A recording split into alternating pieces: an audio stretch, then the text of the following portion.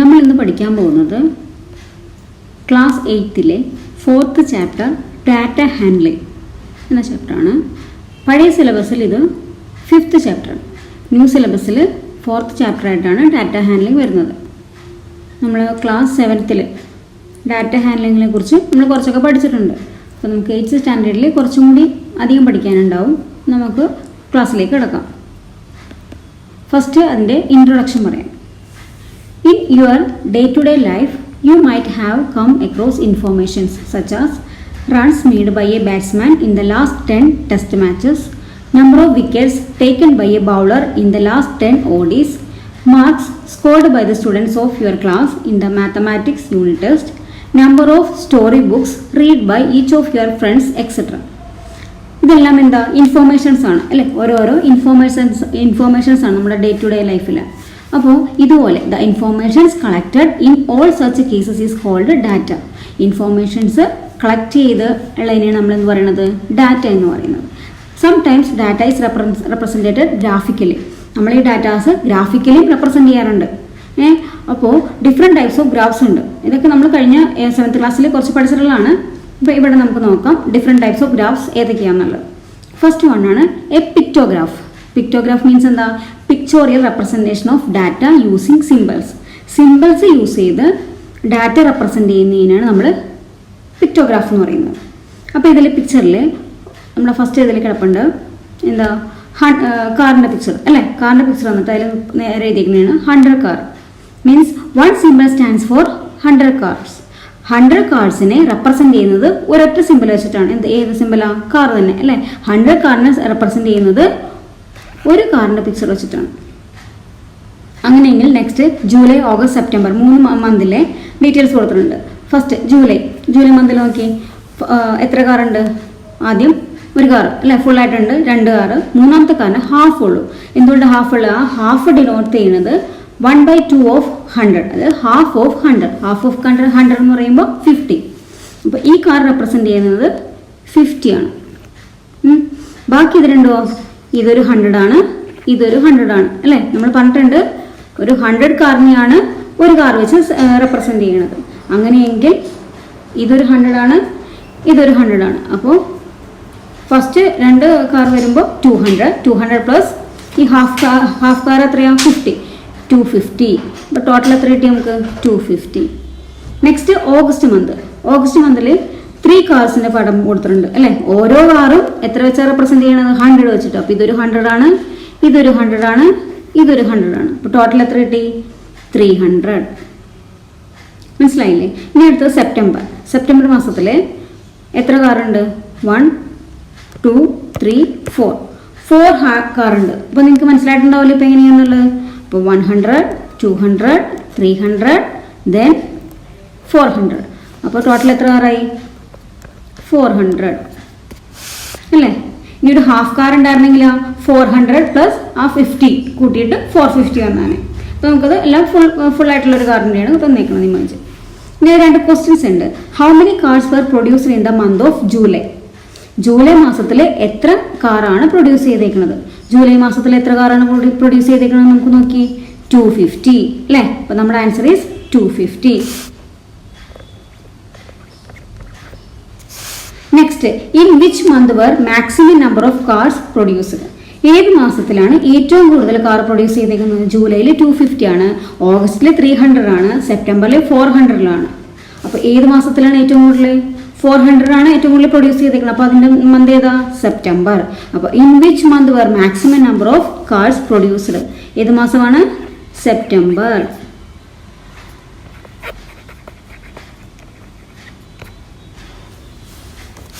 Second one is a bar graph. Bar use ചെയ്ത് നമ്മൾ graph വരയ്ക്കുന്നു അല്ലേ?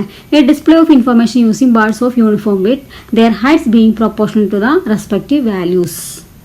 അപ്പോൾ ഓരോ ബാറിൻ്റെയും വിഡ്ത്ത് ഈക്വൽ ആയിരിക്കും. താഴെ ഒരു ബാർ ഗ്രാഫിൻ്റെ പിക്ചർ വന്നിട്ടുണ്ട്. അതിൽ അക്കാദമിക് ഇയറാണ് താഴെ തന്നിരിക്കുന്നത്. 2003 to 2004, 2004 to 5 അങ്ങനെ. ഇനി ലെഫ്റ്റ് സൈഡിൽ number of students in class 8. വേറൊരു ഇതിൽ നമുക്ക് തന്നേക്കുന്നത് bar heights give the quantity for each category. ഓരോ കാറ്റഗറിയുടെയും ക്വാണ്ടിറ്റി എന്ത് ബാർ ഹൈറ്റ്സിലാണ് തന്നിരിക്കുന്നത്. ബാറിൻ്റെ ഹൈറ്റ്സ് എന്ന് വെച്ച് കഴിഞ്ഞാൽ ഇത് അല്ലേ, ഓരോ ബാറിൻ്റെ ഹൈറ്റ്, അതിൻ്റെ ലെങ്ത്ത്. ഇനി bars of equal with equal gaps in between. ഇത് ഓരോ ബാറിനും ഈക്വൽ വിഡ്ത്ത് ആയിരിക്കും. ഇപ്പോൾ ഈ ബാറിൻ്റെ വിഡ്ത്ത് ഇതായിരിക്കും അല്ലേ, ഇതിനുള്ള ഇതാണ് പറഞ്ഞ വിഡ്ത്ത് എന്നുള്ള. ഈ വിഡ്ത്തും ഈ ബാറിൻ്റെ വിഡ്ത്തും നോക്കിയേ സെയിം അല്ലേ, ഈ ബാറിൻ്റെ വിഡ്ത്ത്. അപ്പോൾ എല്ലാ ബാറിൻ്റെയും വിഡ്ത്ത് ഈക്വൽ ആയിരിക്കും. അതുപോലെ തന്നെ with equal gaps in between, ഓരോ ബാറുകൾ തമ്മിലുള്ള ഗ്യാപ്പും ഈക്വൽ ആയിരിക്കും. ആണോ, ഈ രണ്ട് ബാറുകൾ തമ്മിലുള്ള ഗ്യാപ്പ് ഈക്വലാണ്. അതുപോലെ തന്നെ ഇത് രണ്ടും തമ്മിലുള്ള ഗ്യാപ്പ് ഈക്വൽ ആയിരിക്കും. അങ്ങനെ എല്ലാ ബാറുകൾ തമ്മിലുള്ള ഗ്യാപ്പും ഈക്വൽ ആയിരിക്കും. എല്ലാ ബാറുകൾ തമ്മിലുള്ള ഗ്യാപ്പും ഈക്വൽ ആയിരിക്കും. ഓരോ ബാറിൻ്റെയും വിഡ്ത്തും ഈക്വൽ ആയിരിക്കും.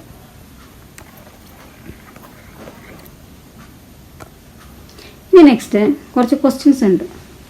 അപ്പോൾ നമുക്ക് നോക്കാം. First question, what is the information given by the bar graph? എന്ത് ഇൻഫോർമേഷനാണ് നമുക്ക് ഈ ബാർ ഗ്രാഫ് തരുന്നത് നോക്കാം അല്ലേ. The bar graph give the information about number of students in class 8 in different academic years. എന്ത് ഇൻഫോർമേഷൻ തരുന്നത്? The bar graph give the information about the number of students in class 8 in different academic year. Next question, in which year is the increase in the number of students maximum? അപ്പോൾ number of students maximum increase ചെയ്ത year ഏതാണ്?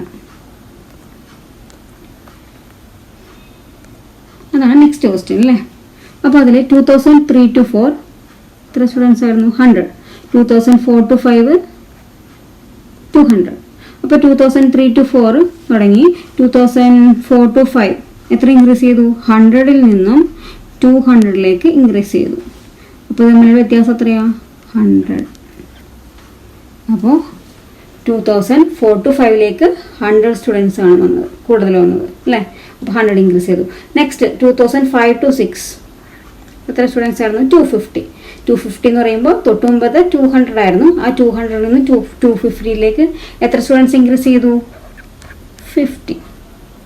Next 2006 to 2007 300. ഇപ്പോൾ തൊട്ട് മുമ്പത്തെ 250ൽ നിന്നും 300ലോട്ടായി students increase ചെയ്തു. അവിടെ എത്ര ഇൻക്രീസ് ചെയ്തിട്ടുള്ളൂ? 50.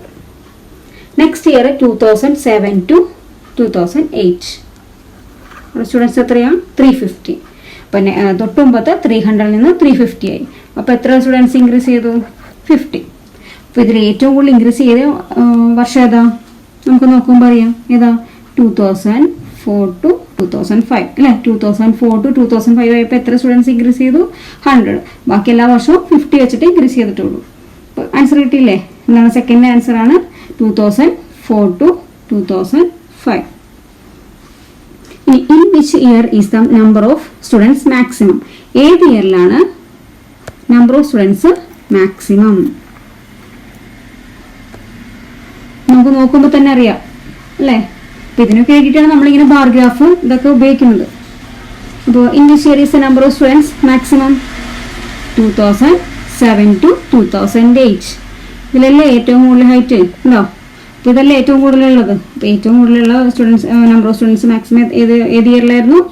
ഇൻ വിച്ച് ഇയർ എന്നല്ലേ വെച്ചേക്കണം. ഇയർ ചോദിക്കുമ്പോൾ 2007 to 2008. Next question, fourth question, state whether true or false. താഴെയുള്ളത് ശരിയാണോ തെറ്റാണോ എന്ന് അല്ലേ. The number of students during 2005 to 6 is twice that of 2003 to 4. The number of students during 2005 to 6. 2005 to 6.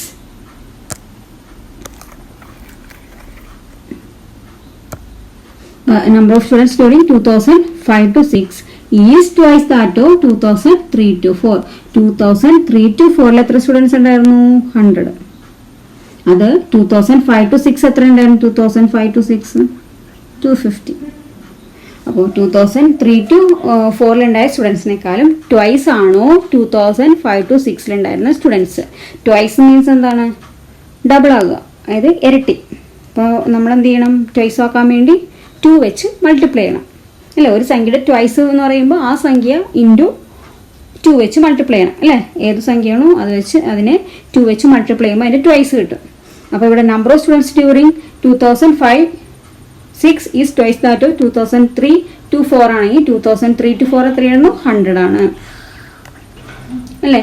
അതിൻ്റെ students 2005-6 twice ആണോ എന്ന് പറയുമ്പോൾ ഈ 100ൻ്റെ ട്വൈസ് എന്ന് പറയുമ്പോൾ എത്ര വെച്ച് മൾട്ടിപ്ലൈ ചെയ്യണം? 2 വെച്ച് മൾട്ടിപ്ലൈ ചെയ്യണം. അപ്പോൾ എത്ര കിട്ടും നമുക്ക്? സിമ്പിൾ അല്ലേ? 200.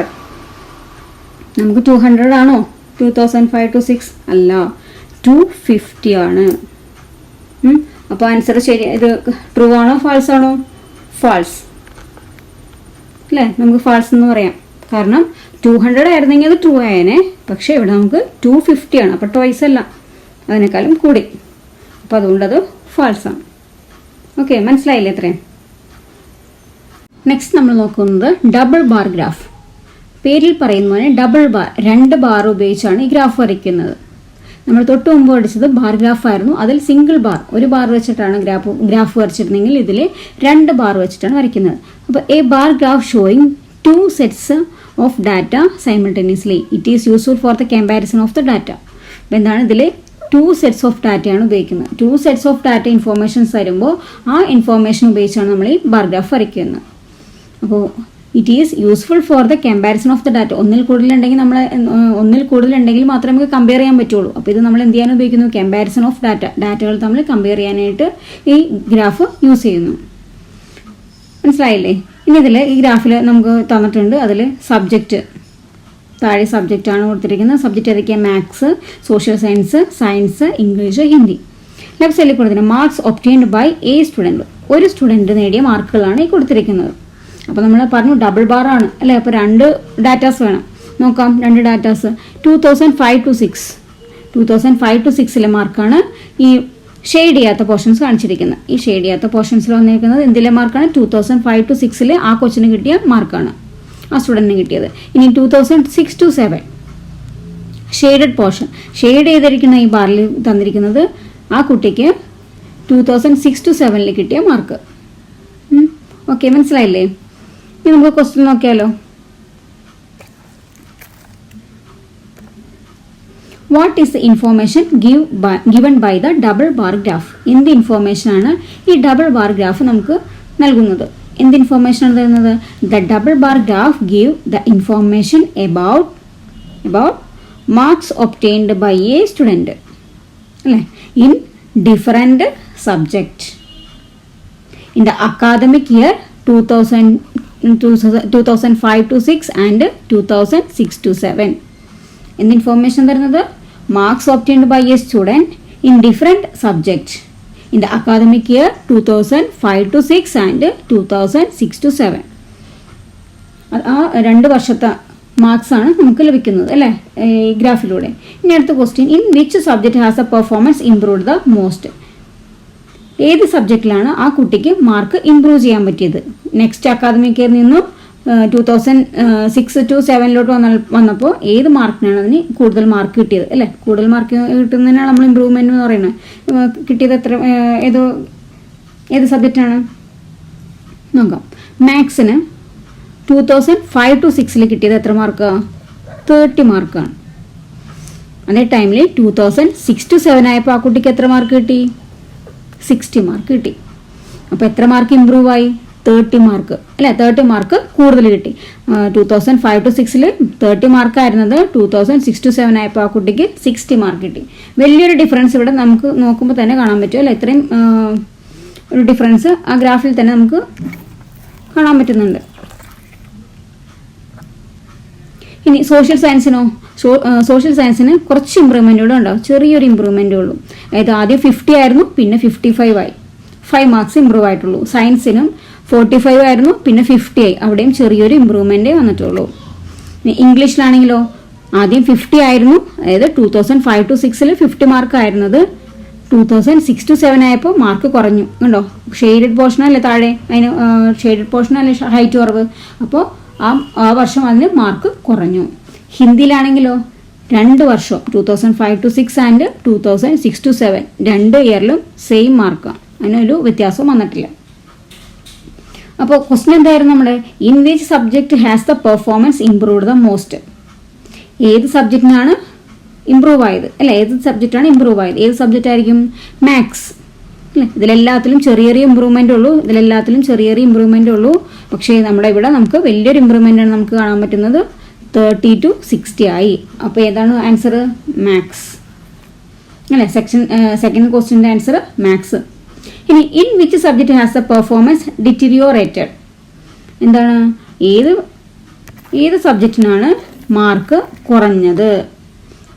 2005 to 6 നിന്നും 2006 to 7 വന്നപ്പോൾ ആ കുട്ടിക്ക് ഏത് സബ്ജക്റ്റിനാണ് മാർക്കിൽ കുറവ് വന്നത്? ഏത് സബ്ജക്റ്റിനാണ്? ഇപ്പോൾ നമ്മൾ പറഞ്ഞതേ ഉള്ളൂ. അപ്പോൾ ഇതിൽ ഏറ്റവും നോക്കി social science, English, Hindi. Maths നമ്മൾ ഓൾറെഡി പറഞ്ഞു ഏറ്റവും കൂടുതലുള്ള സബ്ജക്റ്റാണ്. ഹിന്ദി ആണെങ്കിൽ നോക്കി ഈക്വലാണ്. പിന്നെ വന്നേക്കണം കുറഞ്ഞത് എങ്ങനെയാണ് ശ്രദ്ധിക്കാനാണ് പറഞ്ഞത്? ഷെയ്ഡഡ് പോർഷൻ നമ്മളെ ഇതിനേക്കാളും ചെറുതായിരിക്കണം അല്ലേ? നമുക്ക് ഇംഗ്ലീഷ് നോക്കി എത്രയായിരുന്നു ആ കുട്ടിക്ക് മാർക്ക്? 50 ആയിരുന്നു. 50 എന്നുള്ള ഈ ബാർ ഷെയ്ഡ് ചെയ്യാത്ത ബാറിൽ നിന്നും ഷെയ്ഡ് ചെയ്ത ബാറിലേക്ക് വന്നപ്പോൾ ഹൈറ്റ് കുറഞ്ഞു ഉണ്ടോ? ഇത്രയും കുറവാണ് ഇതിലോട്ട് വന്നത്. മറ്റതെല്ലാം കൂടുതലല്ലേ എഴുതേക്കണത് ഉണ്ടോ? ഇത് വന്നപ്പോൾ എന്ത് ചെയ്തു? ഈ ബാറിൽ നിന്ന് ഇതിലോട്ട് കുറഞ്ഞു. അപ്പോൾ ഏത് മാർക്കാണ്? 2005 to 6 നിന്നും 2006 to 7 വന്നപ്പോൾ മാർക്ക് കുറഞ്ഞത് ഏത് സബ്ജക്റ്റിനാണ്? ഇംഗ്ലീഷ് അല്ലേ? അപ്പോൾ ഇതിൻ്റെ ആൻസർ, തേർഡിൻ്റെ ആൻസർ ഏതാ? ഇംഗ്ലീഷ്. ഇനി നെക്സ്റ്റ് ക്വസ്റ്റ്യൻ ആണ്, in which subject is the performance at par?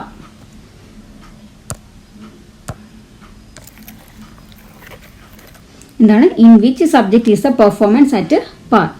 ഏത് സബ്ജക്റ്റിനാണ് 2005 to 6 2006 to 7 രണ്ട് ഇയറിലും വെക്കുമ്പോൾ ഒരേപോലെ തന്നെ മാർക്ക് കിട്ടിയത് ഏതിനാ? നിങ്ങൾക്ക് സിമ്പിളായിട്ട് ഇപ്പോൾ പറയാൻ പറ്റും. കാരണം നമ്മൾ ഇത്ര നേരം അത് തന്നെ പറഞ്ഞുകൊണ്ടിരുന്നത് അല്ലേ? ഏതാ? ഹിന്ദി ഉണ്ടോ? ഒരു ഇമ്പ്രൂവ്മെൻറ്റും ഇല്ല, കുറവുമില്ല. ഇപ്പോൾ 2 വർഷവും 2005 to 6 2006 to 7 ആ കുട്ടിക്ക് സെയിം മാർക്ക് തന്നെയാണ് ലഭിച്ചത്.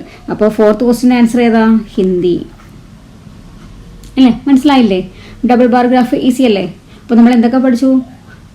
പിക്ചോറിയൽ ഗ്രാഫ് പഠിച്ചു, ബാർ ഗ്രാഫ് പഠിച്ചു, ഡബിൾ ബാർ ഗ്രാഫ് പഠിച്ചു. പിക്ചോറിയൽ ഗ്രാഫിൽ നമ്മൾ സിമ്പിൾ ഉപയോഗിച്ച് ഏതെങ്കിലും സിമ്പിൾ ഉപയോഗിച്ച് റെപ്രസെൻറ്റ് ചെയ്താണ് പിക്ചോറിയൽ ഗ്രാഫ് വരച്ചത്, പിക്ടോഗ്രാഫ് വരച്ചത്. ഡബിൾ ബാർ ആണ് അടുത്തത് ബാർ ഗ്രാഫിൽ വരച്ചത് എന്താ? ഓരോരോ ബാർ ഉപയോഗിച്ചിട്ട് ഡാറ്റാസ് റെപ്രസെൻറ്റ് ചെയ്യണത്. ഡബിൾ ബാർ വന്നപ്പോൾ 2 സെറ്റ്സ് ഓഫ് ഡാറ്റ അല്ലേ? 2 സെറ്റ്സ് ഓഫ് ഡാറ്റ ഉപയോഗിച്ചിട്ട് ഗ്രാഫ് വരയ്ക്കാനാണ് ഡബിൾ ബാർ ഗ്രാഫ്. ഇത് മൂന്നും നിങ്ങൾക്ക് മനസ്സിലായെന്ന് വിചാരിക്കുന്നു.